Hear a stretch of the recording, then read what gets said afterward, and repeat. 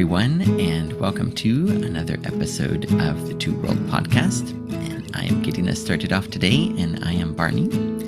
And as today is one of our Northern Exposure episodes, I am joined with my two co-hosts. And the first one, I guess I'll let my usual co-host introduce himself. He is...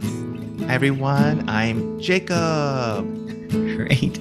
And the person who we are always happy that gets to join us for these special episodes, our other co-host, and he is... Hi, I'm Ken, and I'm glad to be part of the podcast this morning. We're always glad to have him with us every time.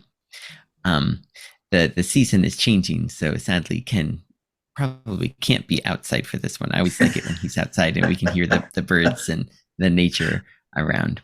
It's really fitting for the Northern Exposure episodes, I think. Today's episode that we are going to talk about is one of my personal favorites. It's definitely in the top 3 for sure. And it is called Aurora Borealis, a fairy tale for big people. And I think that maybe as we were thinking about which episodes to introduce to Jacob, I had to kind of rein myself in to not have this be the first one, because I thought it would be best if Jacob kind of got a feel of what Sicily is like, what the people are like, before really getting into this really deep, meaty episode. Even though it comes from the first season, it has a lot inside of it. And watching it recently, I forgot how funny it was. I was laughing at a number of scenes in this episode. And when I was even thinking of which episode to watch next, I thought to myself, let's look at some of the kind of minor characters that we don't see so often. And I thought, well, there's Ron and Eric, or there's Adam. And then I was also thinking, but this is such a good episode. And it dawned on me that Adam is in this episode, the first time that we meet Adam. And we meet him in such a fun way too. And I don't know, they're just, and of course, Bernard, I was thinking another character, and I thought, oh, Bernard and Adam in the same episode? It's hard to beat. So I was glad that we could watch this one and talk about it today. And I don't know, let's just get started with maybe either first impressions or favorite scenes, or, what did you, how maybe we can start with Ken. I love this episode so well, but how about you? How do you feel about this episode? Well, I initially, in viewing it again, I noticed that some of the major characters took a back seat on this one because it was so rich with introducing Bernard and the interaction with Chris, and we can talk more about that and how that eventually panned out. And of course, Adam. And another minor character that I don't think, correct me if I'm wrong, Barney, ever returned, and that was our ranger friend. Do you remember his name? Ranger Burns. Ranger Burns, yes. And the significance of his entry into this episode. Maurice was there, and Maggie occasionally, and Halling. This was really centered on some other things. Mm-hmm. It also introduced Chris's penchant for unusual art, which we saw repeated in at least one other episode. So yeah, lots going on here. Jacob, how did this first strike you?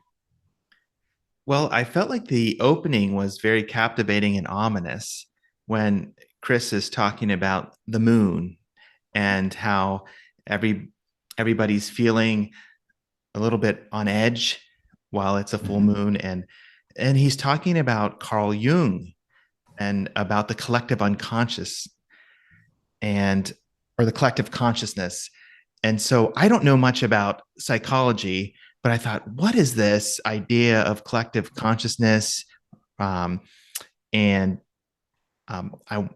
Why is he relating it to how all the people in the town are feeling about the moon? And How does that connect with the different threads of the story? So that drew me in just from the very opening scene. And then the rest of the episode, I'm trying to put together the pieces of the puzzle. Like why did the people feel this way? How does it relate to these ideas that Chris is relating to Jung? And so I'm hoping for part of our episode today, I can ask you some questions related to that, because the very start of the episode got me thinking. But then you're right. There's so many interesting turns and twists that happen and new characters that are introduced. This was one of my favorite episodes yet. And I told Katie last night, this is the most fun I've ever had watching a new show, because I have two friends who have curated the episodes. You thoroughly know the story and the characters, and so we can talk about all the nuances. It's like the best way to jump into a show. So because every episode so far has been very intentionally chosen. So coming to this one, I felt prepared, and like I knew threads in the different stories, and so I really enjoyed it. Yes, but maybe after we've shared a little bit, we could come back to some of the ideas that Chris referenced at the beginning, and I could share with you guys some of the things I found online. Oh, interesting. Yeah, the forces of nature in this program. You talked about Chris right away talking about the moon. I think he had a quote something like, "The moon is this large searchlight, which is upon us, and we react in multitudes of ways." And having Jung brought in, wow. Yeah, it's hard to think. This is the first season. It's the 8th episode of a show that's in its first season, and they are daring enough to start the first scene talking about an aspect of psychology that maybe not in philosophy or whatnot, that maybe not a lot of people connect with, and they're going with it. And the audience is, going along with them. This is very esoteric, and here we are enjoying this show about these ideas. Also thinking about, the way that they start off with the moon and nature. Two other aspects of that we see repeated in Northern Exposure are, how nature is almost a minor character that we see in a lot of different episodes. Here, the moon is, impacting and influencing the people. People are having trouble sleeping. People are, in Bernard's case, he's having these dreams. Dreams are another thing that play a big part in Northern Exposure in a number of episodes. And we see both of those today introduced in this one. It's really in a fun way too. Sure, and there's always the hint of the supernatural to a viewer like me. It's the supernatural, but yet to the culture and the people up there, this is not supernatural at all. It just is, and here's how we react to it and get ready for it and move away from it eventually. That's crazy. First season, my goodness. Yeah. Last night, Katie was watching with me, and she knows that we've been doing this project and enjoying this with our podcast. And she's heard me talk about it and looked over my shoulder a few times in previous episodes. But last night she sat down and I think she's hooked. I think it really drew her in. Last night's episode, there was so much going on. And I asked her, who was your favorite character in tonight's episode? And she said, Dr. Joel Fleischman. He's the one who really caught her attention in this episode, which was interesting to me. So I think even if it's your first episode, there's still on-ramps into the narrative that will pull you in, even though there's a lot you don't understand. Like you said, the humor, the pacing, there's just a lot here for people to enjoy. So did she elaborate on why she chose Joel? She didn't elaborate very much, but she kept laughing at different points where I think it's his neurotic worrier personality. He's trying to plan for the worst in all these scenarios, and things keep happening to him. But then he's curious. He's a curious person. So even though he's in a stressful situation, his curiosity kicks in, and then and the way he works through things and asks questions is quirky, but it's also pretty funny. So the whole part with Adam, there's this very scary situation. You're going into a person's hut. You have no clue who they are, but he keeps asking him these really specific questions about the food they're eating. And it's clearly annoying Adam, who seems like a dangerous person, but Dr. Joel's curiosity just gets the better of him. He can't help himself. So I think Katie thought that was really funny. So yeah. And you could just feel for him too when he's driving and he's already concerned about, Adam, this mysterious character that nobody knows anything about. And then his truck breaks down and you hear all the sounds in the woods and you're like, oh boy, that would be terrible. and you see him running away from Joel's truck, and it reminds you of the typical campfire scene when the little kids are being told the horror story, and someone right behind lurking in the woods to make it even worse. Oh man. Yeah, I like how they introduced Adam. I liked how that very first scene. There's a lot of humor in there. There's a lot of even like Joel doesn't realize what he's saying. He's trying to explain golf to Ed, and he's saying there's something so beautiful, something so therapeutic that you just wouldn't understand about spending time in a natural park-like situation, and you see Ed play onto that. He's like looking around, like thinking, "Isn't this natural and park-like here?" And then I love how he's explaining the fundamentals of the swing and how to do a perfect shot, and it goes way off. And Ed's like, "Is it supposed to flutter around like that?" And then, golf is a life decision, right? Yeah. And then at the very end of that scene, we see the big, size 16 footprint, this barefoot footprint, as in a barefoot without any socks and shoes on. And then I love when Joel is at Ruth Ann's store and, telling her the list of things that he needs. And he's like, this and this and this and a couple of deadbolt locks and this and this and this and then she just she just, without missing a beat, she's like, every bad thing that happens in this community, everyone is always blaming it on Adam. And the way that they played off of each other in that scene to really just act up the intensity of how scary this is, who I forgot to say, Ed already described as Frankenstein, big and green, and Joel's like, "That's Frankenstein." Yeah, and then Ruth Ann is saying, he, like kind of secondhand hearing, I heard that, so and so's Cuisinart and Holy Bible were stolen. And we're just trying to imagine what this Adam is going to be. And exactly touching on Joel's curiosity, here Adam is, robbing things from his truck. And instead of being relieved that he's gone, he says, "Don't leave me here. Come back." And who knows what he's getting into. But, if I could tell just a quick personal story, Barney, when you said about everybody blames Adam for everything, there was sort of an infantile moment for me where I was able to reflect. As a kid, I had an imaginary friend, and seemed like at that point Adam's kind of the imaginary person. I had an imaginary friend. His name was Petey, and when I did something wrong, well, it was Petey, Mom. Oh, that's so funny. Mike and Aubrey had a character like that too. It was their character was called Chaji. Okay. Say, "Oh, Chaji, that bad Chaji did it." It was Chaji's. I have no clue where they got the name Chaji from. Yeah, where do we get these? It was Petey Shook, to be specific. Petey Shook. Oh, last name. Where do those things come from?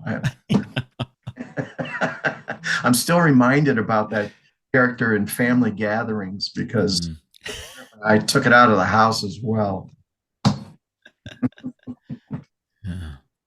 Oh man, funny. Yeah. So I think that in our very first episode where first episode of this podcast where Ken joined us to talk a little bit about Northern Exposure. Um, I think one thing that we said about Adam is we said that he's like a pathological liar who always happens to be right about everything. Um, so here we see, it is the things that he's talking about, cooking in Saigon and, teaching Jojo Sang of the Five Flavors Cafe, everything that he knows. Is it right? Is it true? Is it not true? Mhm. And I'm curious about your reactions to Adam's character.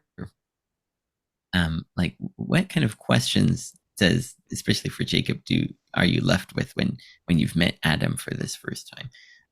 And like maybe like uh, do you feel like any kind of anticipation for how he'll be in future episodes? What kind of impression did he leave on you? Yeah, for me, he is a complicated character because on the one hand, he's very gruff and annoyed by people, but on the other hand, he's very hungry for affirmation and companionship. And so externally, he projects this image like, I have no time for you. But he did come back to the truck to get Joel, and then he let him into his house, and then he cooked for them. And then eventually, in the fullness of the story, he's teaching Joel how to cook. And all along the way, he's getting after him, he's being gruff, but he kind of likes it.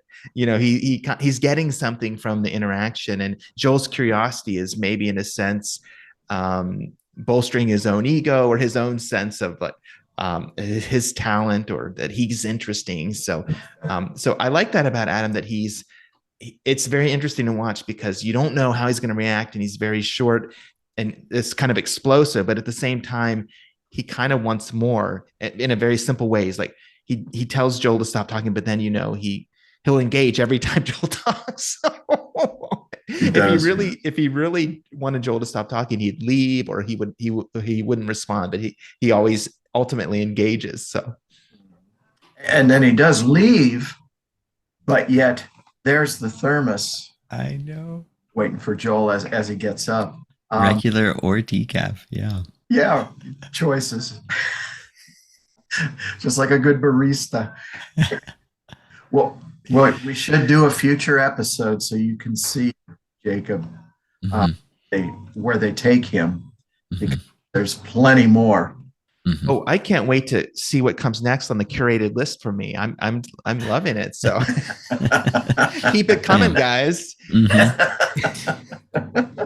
I mean, you have my assumption is it's just already a good show. Any episode would be good to watch, but like having Mm-hmm. the highlights, presented in this way is fun. So Mm-hmm. What, Jacob, if you had to, and I'm putting you really on the spot here, but what do you think they're going to do with him? Did you think at all about where they take this character? Because we've already kind of let the cat out of the hat to say he's coming back. I mean, I suppose I would assume he would continue to be on the fringes of things, kind of reclusive and popping in here or there in surprise ways, and something that a person that the town doesn't really know a lot about, kind of always still a local legend.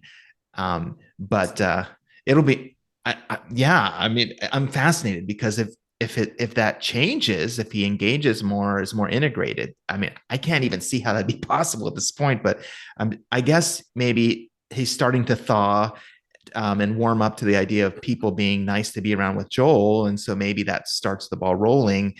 I don't know, but right now I still see him kind of in that trajectory of being somewhat reclusive and on the fringes. But yeah. Yeah, I think that's really accurate. In Uh-huh. the next episode, when eventually he does come again, yeah, he still is only interacting with Joel. But Ah, yeah, eventually he does. He never loses the gruffness, and he is always very astute in his observations of other people, of his study of human psychology, and yeah, he always is also accurate in the things that he says too. Mm, Yeah, interesting. but like you say about the mystery, it's so interesting. This mystery about Adam, even in the very last scene where they're in the bar and all of these huge things are unfolding about Chris and Bernard, and Joel is still so caught up in this idea of Adam that he can't quite accept these other things that are happening around him because he's just so focused on everyone. Please believe me that I met Adam, and everyone just laughs it off that he's telling these stories. And then at the end, he finds this garlic press, and people Mm. maybe are wondering, maybe this Adam really is a real person. Mhm. Yeah. There's certainly an element. I made a little note about Jesus when Joel's trying to get people to believe him. There's an element of faith, um, and can you believe and trust? And not surprisingly, Chris is the one who acknowledges that. All right, that's fine. And but it just struck me that you're trying to process this and make people believe and have faith in your words and your experiences and your relating of them, but yet it's still hard to accept. So, Mm. And I'm kind of wondering if that could be one of the main questions that we think about today is this idea of um, something that's obscure, abstract, ethereal, hard to believe. And when that type of thing has contact with our reality and our experience, how it has contact with us and how we talk about it, and then how other people receive that or don't. So, can I bring in some of the psychology questions for a sec? Mm-hmm. So, I was reading about Jung's idea of the collective Mm-hmm. unconsciousness, and the idea is that human beings inherit in their subconscious mind a certain amount of beliefs and archetypes, like fundamental ways of understanding our own story and behaviors, symbols that aren't related to their personal experience, but are rather grounded in the common experience of humanity. So when you think of the opening and everybody being afraid of the moon, and then Chris talks about Jung, it's kind of like a fundamental um, what common unconscious fear. But then Jung talked about how dreams help us unpack the collective unconsciousness for ourselves personally, like the individual things, this like deep-seated fear we have, a phobia or he talked about these certain archetypes, like the idea of the hero or the wise person or the trickster, like certain symbols or common archetypes that are deep in our consciousness. We unpack how they relate to our lives. And so I'm kind of wondering, as we're thinking about this idea of things that are hard to believe, how does it relate to the way people talk about dreams in this episode? And then ultimately, how does it relate to that, the sculpture that's made and the idea of the Northern Lights as like a visible manifestation of some obscure thing that's hard to describe, but that we can see it. So I'm kind of wondering if we can talk a little bit about this idea of like, how did the dreams function in the episode, and how does that connect Chris and Bernard, and how is there a sense maybe that they have an inherited experience that's not grounded because they grew up independently of each other, but they have this kind of they have a common dream, right? That maybe hints at this Jungian idea of like they've inherited an experience maybe collectively from their father or broader humanity, and it's manifesting in this their meeting and their dream. So can we talk about that a little bit? Yeah, maybe before that, when you were just starting to talk about Jung, it reminded me of what I had learned about that too. And I was going to say exactly the way that, just last final comments on Adam, the way that Chris had described, well, yes, Joel, I believe you. If Adam is a symbol of, everything that's scary or these things, however he described it, that's exactly describing, the collective unconscious, the symbolism, the archetype. Adam is definitely this trickster archetype, that we see, because no one knows anything about him and no one knows what to believe about him. And everyone blames everything on him. And then Chris just really sums it up perfectly there.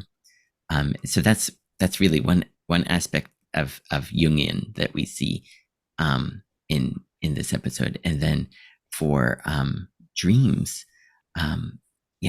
Bernard brings up this, when he's saying, I've been awake for 4 days, it's my dreams that are keeping me awake, which is another one of those kind of really interesting lines that we see in this show. How are dreams keeping you awake, right? And then he brings in this idea of that some people, we hear batted around, from time to time, are we living a dream? And then what happens when, I'm just afraid of when I wake up that none of this will be true. I think it was maybe one of the very first lines that Bernard said, that it was Ed or Shelley or someone says, "Are you lost?" And he said, "No, I'm not lost. I just don't know where I am." Yeah. And I think there's a real dream-like quality to Bernard's character to begin with. And like when they're playing bridge, he says, "I don't know how to, I think that I know how to play. I don't really know how to play. I'll just try it, and just see how it goes." And he ends up being, this amazing bridge player. Yeah. Yeah. And then, yeah, exactly. When they're talking about the Northern Lights and reflecting on it together, he and Chris and Bernard is just thinking, probably having the more dreamlike, the more wonder-filled, outlook. What are these things? What could they be? And then Chris, comes in and kind of brings the reality in. He's like, well, I don't, not for sure, but I think that it's this subatomic, protons coming from the sun that are, interfering with Van Allen radiation bait, and and explains them in that way. But they, I think, just surrounding Bernard's character to begin with, and then later, let's talk about that sculpture too. There's a real dreamlike quality about him, and I think maybe that is unfolding for Chris and Bernard at the same time. To Jung says that our dreams bring, the things that we're worried about, things that we're thinking about, things that we can't quite put into words. That our dreams help us to bring that into a place where we can speak them, where we can, finally put our words to them. And I wonder if it's this Bernard's character that is kind of birthing, this connection between them that is teasing it out and teasing it out and teasing it out. And then, we see a real turning point when Bernard says, I've never seen them before, but this sculpture makes me think of the Northern Lights. And then Chris, in kind of the more grounded way, which is unusual for Chris, says, well, that's the name of it. It's called the Aurora Borealis, the real technical name for the Northern Lights. And we see this meeting of two different paths coming together through Chris and Bernard and through the sculpture, I think. And Chris makes the point at that moment that, Bernard, you can see the lights in Portland. And Bernard, of course, says, when can I see them? Well, you don't really know that. You just have to keep looking, keep searching, and kind of takes the dreamlike quality. Mm-hmm. I want to ask you guys, as you've created a number of things to think about here. I was struck by Bernard's arrival, and of course, he's wearing a full helmet. So Mm. takes off the helmet. We see, here is a person of color in Sicily who has ridden a motorcycle in. And if you remember Ed's reaction to him, you're black. Hmm. It just added this element to what was already a complex story as to how do we feel about this? Yeah, because Bernard's entrance is kind of a little bit in the background a little bit because the scene opens with him driving his motorcycle and then but it shifts to two characters talking instead, and then Bernard's in the background. Then finally it comes back to him, and Ed in his what I don't know quite the word that I'm thinking of, but just the way that he lays things out so straight. Yeah. Oh yeah, you're black, and then we had a black logger once, and then he left. He doesn't like drinking and fighting so much. but in the way of explaining that, he's kind of saying, but you're welcome here. Mm-hmm. Even though the main two groups we have here are people who are white or people who are Native Americans. But if you don't mind drinking, fighting, you're welcome to stay too. He doesn't make any kind of other judgment other than we had a black guy here once, and you're welcome here too. Yeah, you said something there, Ken, that was interesting. I don't know if I'm reading too much into this, but when he came in, he had his helmet on, and then when he takes it off, Ed starts to get to know him just a little bit, and he's very open and approachable, and quickly people are sitting down with him and hearing his story, and he's engaging. And there's this idea as I was reading about Jung, the idea of archetypes, like these fundamental ways that we think and view reality, and one of them is he calls it the persona, which is like the mask we use to conceal our inner self from the outside world. And then the self is the whole personality, the core of who we are, that's not hidden. And so it's like when he comes in, he's hidden a little bit, but he takes off his mask, and quickly then he is open, and then Ed is able to engage him, and then ultimately Chris. So that it's kind of, I just, this whole episode has me thinking about background imagery and subtle things because of how it starts, so I'm kind of, that pings for me as I'm thinking of this story. But it's interesting how quickly Chris feels a connection with him. And I wonder if we could talk just a little bit about the different ways that they're connected, what draws them together. And then maybe in doing that, we can return a little bit to some of the earlier questions. So what do you think draws Chris to Bernard, and how is it that what are the common connections we can identify? Yeah, Chris's character, his story, when Bernard is explaining about how, he didn't have a plan, he just started on the road and he arrived there. Chris's story is very similar. That he got out of prison and was on parole, and he didn't have a plan. And I think it was even in maybe the most recent episode that we did, or before that, when Holling was having his midlife crisis, and Chris even said he had that missing year, the whole year that he can't remember. And so Chris too, somehow kind of a wanderer, and eventually somehow we don't know exactly how he ends up in Alaska. And Bernard too, and then that scene right there where they're at the bar together, having lunch, and then Chris just eases in and sits down and hears his story and says that he can relate, and then the very end of the scene, they're both pondering, what each other has said as they're drinking their coffee or whatnot in the same motion, and and we see that's really the start of there's something more to these two guys, but what could it be? Mhm. Yeah, including the playing bridge scene that you alluded to earlier. Obviously, the writers created a connection there, so they would know what to bid, etc. But as we recall, they also started repeating and mimicking each other's words to an extent where you're going, why are they this connected?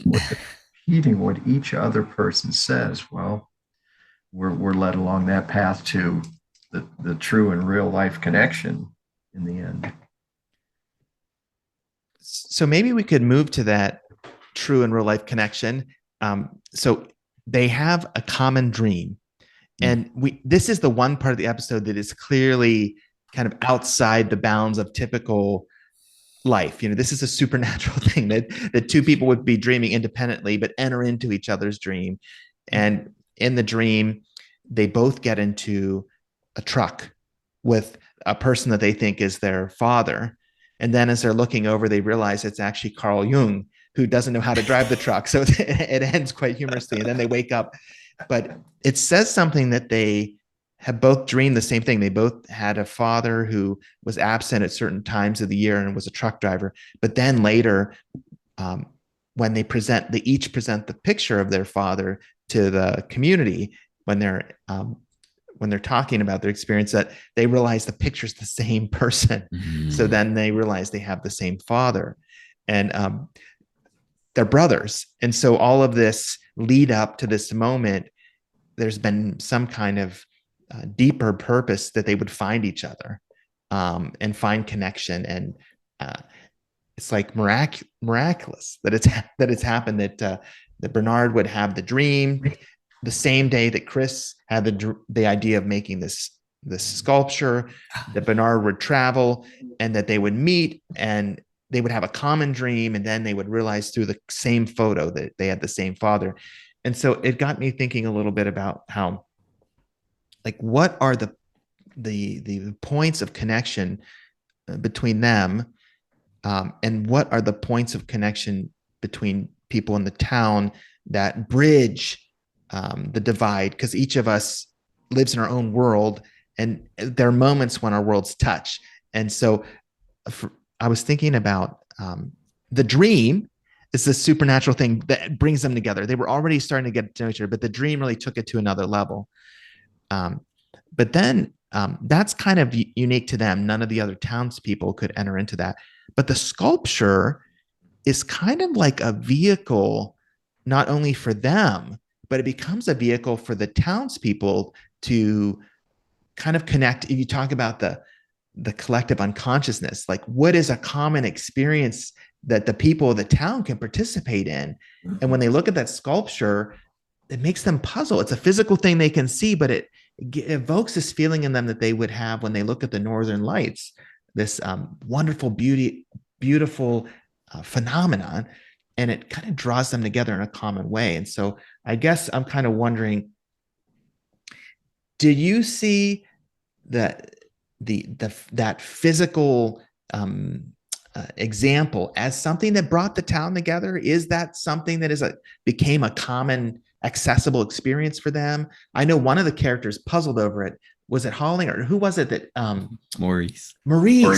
Yeah. He kind of puzzles and then looks at it and comes back and thinks he has it, and then but could you talk a little bit about the sculpture and how it relates to the experience of the town as a whole?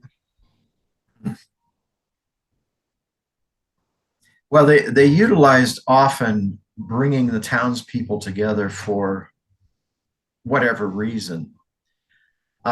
Since we didn't get to see the town, I'm out here now on this, but since we didn't get to see the townspeople gather for the Borealis as such in the sky, it was chosen to have them gather and look at this structure together and marvel in their own way there wasn't a whole lot of dialogue there in that scene, was there? As they stood and look at Chris's, marvel in their own way and reach their own conclusions about how that relates to them. as opposed to Maurice, who separately views it, and he gets to verbalize and say, "I think I get it." Um, maybe. And I love how they leave us then to interpret, and what do we think as we're looking at it as well in their position. Yeah, it's interesting that I think that um, uh, a lot of Jung's ideas are expressed. People when they pick up on them, they express them through literature and they express them through art quite a bit. So it's interesting that one of the main um, kind of parts of the story is related to this sculpture, this work of art. And it's also interesting that they don't ever really show it when it's completed. We always see it from far away.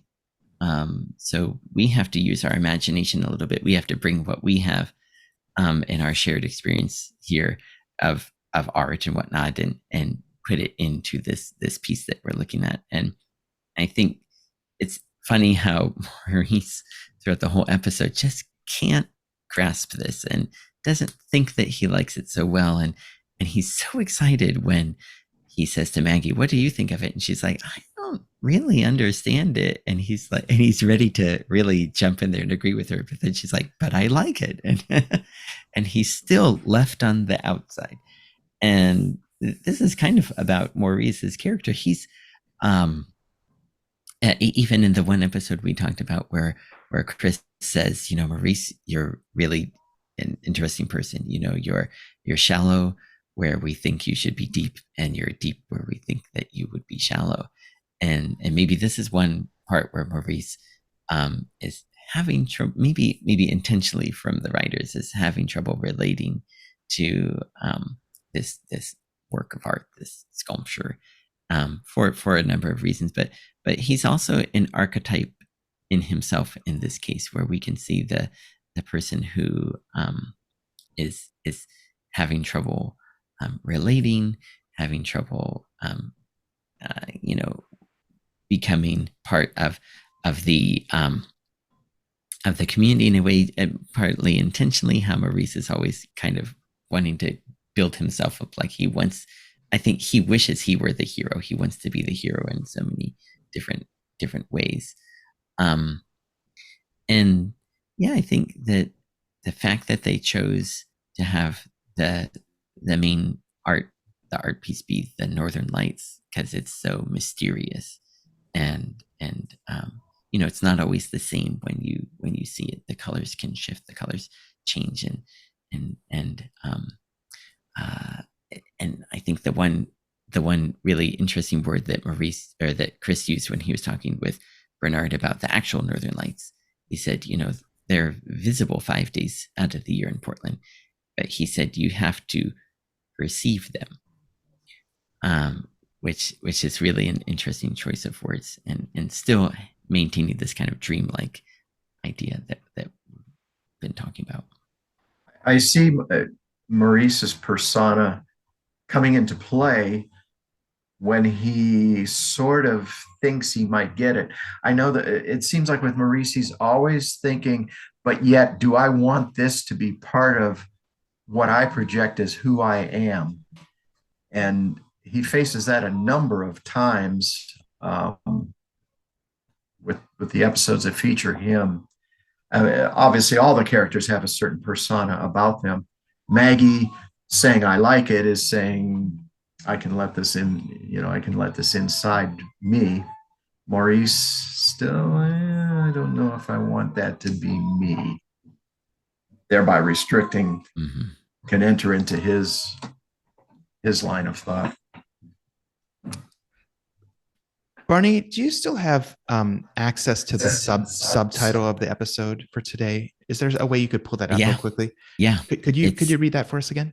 Yeah, this is very interesting. A fairy tale for big people. Okay. So here's something that I want to propose to you guys. So like in the episode, dreams are a place where people can process fears and maybe things that are hard to believe, right? the episode presents us with actual physical vehicles, though, in addition to dreams, where people can process things that they're afraid of or that are hard to believe.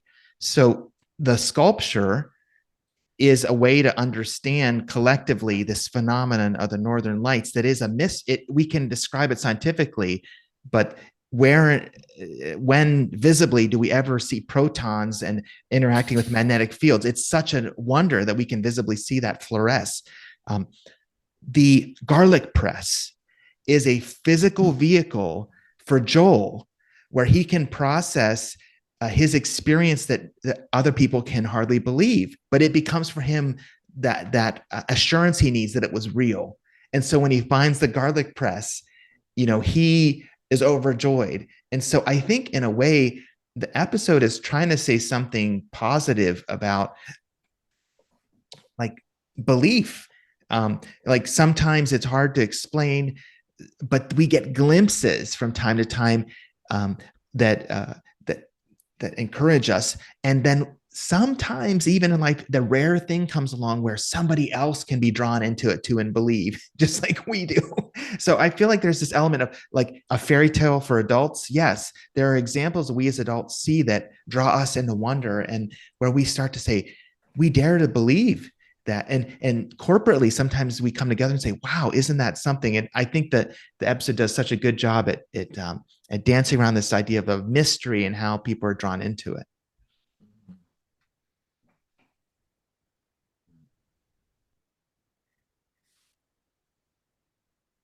Yeah, that's a really great way to put it, and makes me think, even more about this episode, and it really is an idea about can people believe? Maybe what is this connection between Chris and Bernard, and is it believable for us? Is it believable for the people? And then what about Adam? You know, can we believe all of the things that have been made up about him? And I think that the way that they filmed the part where Joel is in his truck, it really is in a dreamlike, very very misty, and the light from the moon is impacting it, making it very dreamy. And yeah, coming around to being able to believing one thing and expressing it and showing it with others and being able to share it. That's a great point that you put up about how this episode also has aspects that talk about belief in them and sharing that. And kind of thank you, Barney, for responding to that and building off of what you and Ken were sharing earlier about Chris's quote about perceiving the northern lights. If you can perceive them, perception is so delicate. And even Dr. Fleischman at one point, he's like, well, maybe it was just a dream. Mm-hmm. He starts to question himself, right? But then they find the garlic press. And sometimes in life, it's so delicate and subtle, the little evidence or the little example or the thing that is manifest in your world that gives you hope to believe something that you experienced was true. Or I think it's interesting. It's so delicate. It's like the northern lights. It's so ethereal. It's hard to describe. It's hard to understand, but yet it's there and you see it, you experience it.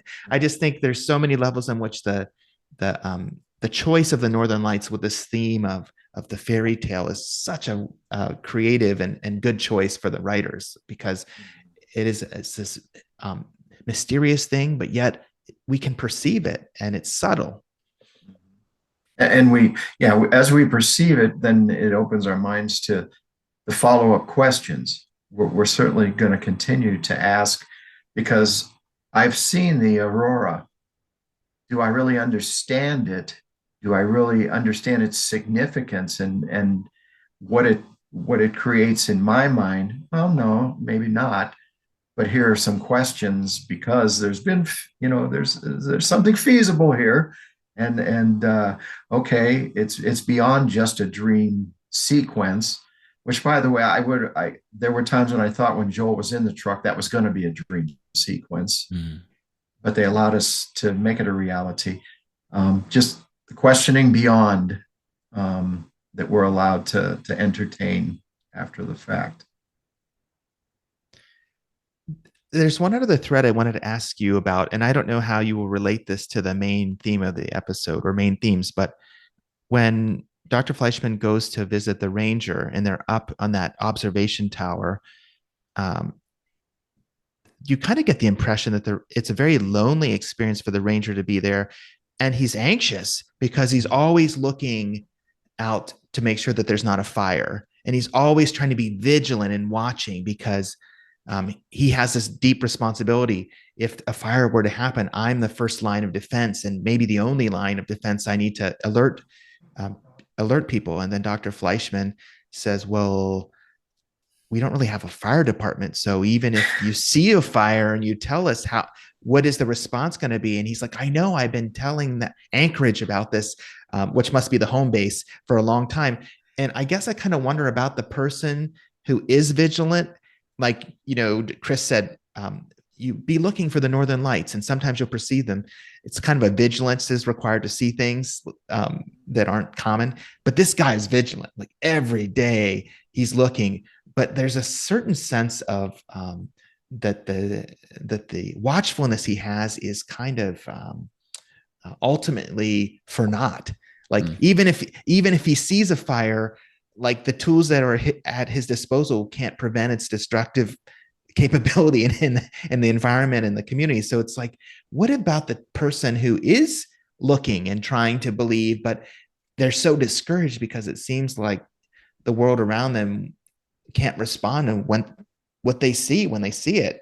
So he's almost like a prophetic figure up there on the perch, like looking for a danger that the world can't really even respond to. I don't know. That just is an interesting thread. I don't know if either of you have a thought about the ranger character in that regard. Well, the idea of watchfulness is certainly there, but he certainly watches in a much, much different way. He's not going to mention the Borealis. Mm, Going to mention the legend of Adam. His right. his world is that large, and it's sad. And that Joel is torn between leaving and trying maybe to spend a little more time with him, but he does look after his own safety and welfare to get back when he can still, find a road. Yeah, the Ranger Burns is just, what's he really get to see in his life? The fairy tale doesn't seem very alive for him. It's just steeped in reality. Yeah, but hearing what Jacob thought, my whole time thinking, I thought, oh, maybe Ranger Burns is just a vehicle to get Joel outside so that his truck can break down.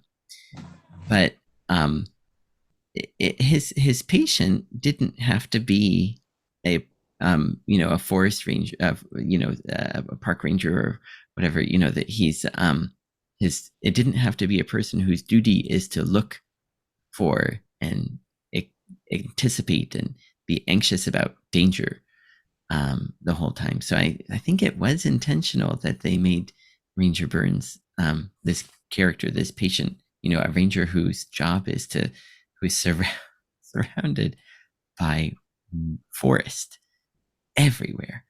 And when you think about it, if there's a forest fire there, probably not such a bad thing.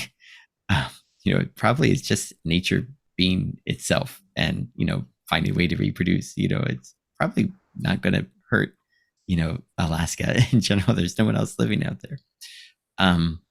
But exactly what Jacob is saying, that I think there probably is a propheticness to this character where he's looking for something and he's sensing something and he's wanting people to believe, especially to believe what he's feeling and what he's going through, but no one is believing him. It's hard for him to even get any support in his job. And he says, he says, sorry. He said, I should have come into town for my appointment, but he's so worried about leaving his post. His diligence in searching and perceiving and trying to find that thing.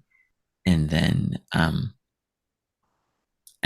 the other hand, wondering, when I do find it, is anyone going to believe me? Is anyone going to care about this thing that's so important to me that I'm looking for, or looking out for?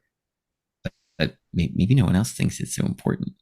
And that we see this character is isolated, is alone, and his everything about him is alone. His four feelings of this one thing that he cares so much about, no one else cares about.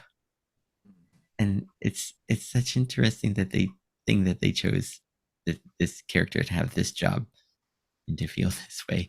And then at the very end, they've had this 2-minute talk, 3-minute talk, and he says, thank you, Dr. Fleischman. You've really given me this, what is it, like a breath of fresh air, or, this real sense of appreciation, like real affirmation, just spending this time with Joel, even though, of course, he wanted someone to stay because he must be so lonely.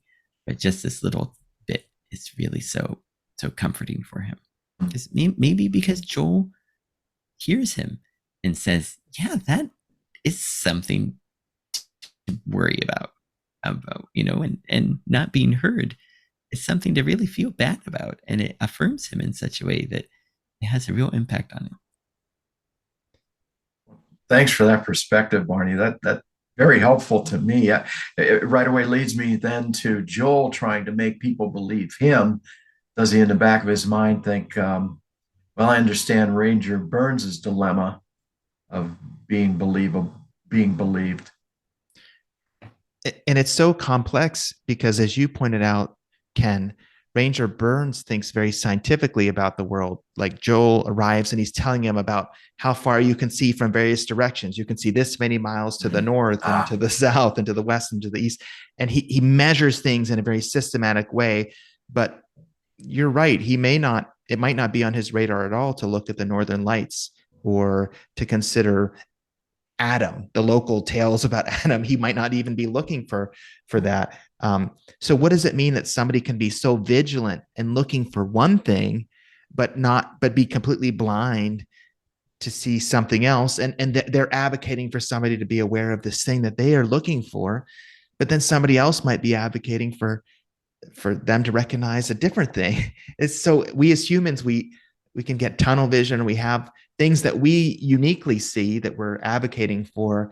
And sometimes we're blind to the mystery or the concern of the other, but this episode teaches us that a lot of people are hungry to be listened to, and for the thing that they are looking for, to share that with someone else. And so, like the going back to the art piece again, that becomes a common way to share what somebody sees with other people. And a common experience seeing the Northern Lights can draw people together so they can connect and I see what you see, or at least I can hear or understand a little bit about what your experience is. And so that deep human longing to be connected, and how it's so fulfilled with Chris and Bernard, how they see a common thing, they experience it, and then they find out they're actually brothers. This deep example of human connection. And it's really, it's such a satisfying part of the episode that they connect. And what is the comment? Bernard says, I don't know if you'll ever get down to what is the city?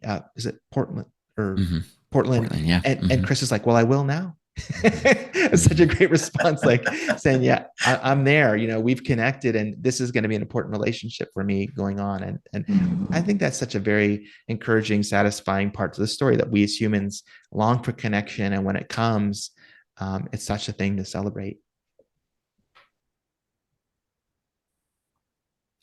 Yeah, and I like how even we still see this connection in this celebration when Joel finds the garlic press. Joel's happy and dances around, but Ed is excited. he doesn't know what a garlic press is, but he's equally excited for Joel. And we even see Maggie smile about this.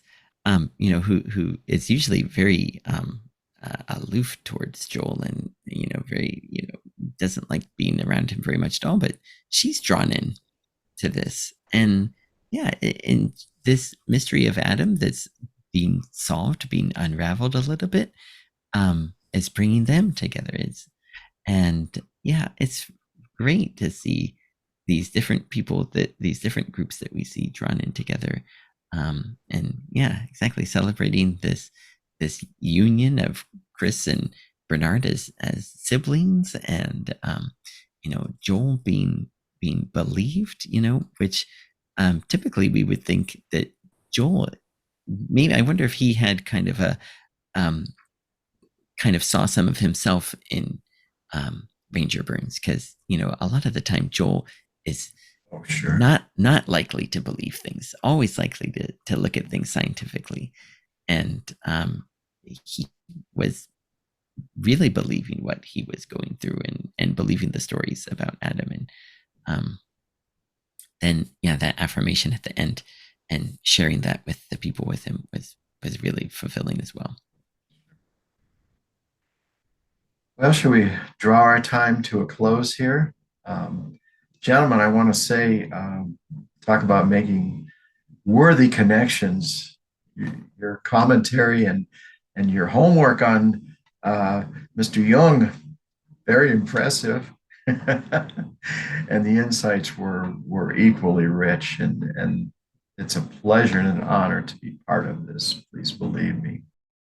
So we will bid a fond goodbye, and look very much forward to the next time that we can gather together to offer our analysis and commentary on an episode of a show precious to us, Northern Exposure. So thank you all for tuning in to watch this podcast, and we bid you a fond adieu. Bye-bye.